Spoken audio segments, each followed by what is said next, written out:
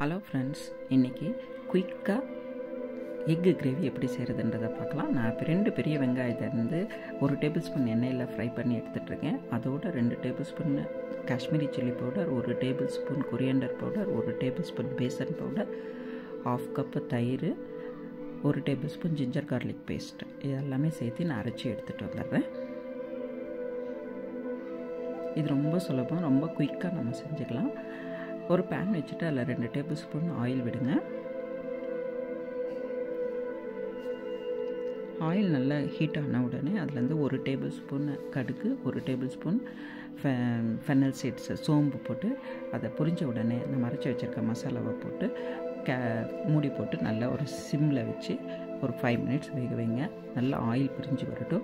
அதுக்குள்ளே நான் 2 தக்காளி இருந்துட்டு அரைச்சி எடுத்துகிட்டு வந்துடுறேன். அந்த பியூரியை இப்போ இந்த டைம் இதில் சேர்த்து திருப்பி இதுக்கு தேவையான அளவுக்கு, நமக்கு தேவையான அளவுக்கு தண்ணி சேர்த்துக்கலாம். கெட்டியாக வேணுன்னா கெட்டியாக பார்த்து பண்ணிக்கோங்க. உங்கள் கன்சிஸ்டன்சியை பொறுத்து நீங்கள் தண்ணி சேர்த்துட்டு இதுக்கு தேவையான அளவுக்கு உப்பு போட்டுக்கோங்க. உப்பு போட்டு இதை ஒரு 2 to 3 மினிட்ஸ் நம்ம இதை தக்காளி வாசனை போகிற அளவுக்கு வேக வைக்கலாம். இப்போ நல்லா வெந்துருச்சு. இந்த ஸ்டேஜில் நீங்கள் உப்பு காரம் எல்லாம் கூட பார்த்துக்கலாம். நான் வேக வச்சுருந்த முட்டையை இருந்து இதில் சேர்த்துக்கிறேன்.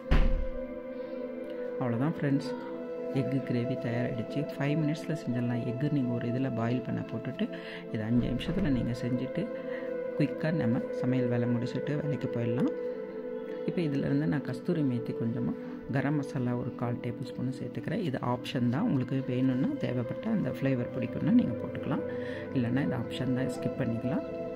இப்போ ரெடி ஆகிடுச்சு.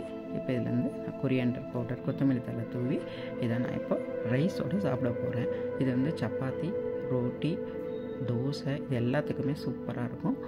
நான் இன்றைக்கி ரைஸோடு சாப்பிட்டுட்டு உங்களுக்கு சொல்கிறேன். நீங்களும் இதை செஞ்சு சாப்பிடுங்க. உங்களுக்கு இந்த டேஸ்ட்டு பிடிச்சிருந்தா மட்டும் இந்த லைக் பண்ணுங்கள், ஷேர் பண்ணுங்கள், கமெண்ட் பண்ணுங்கள்.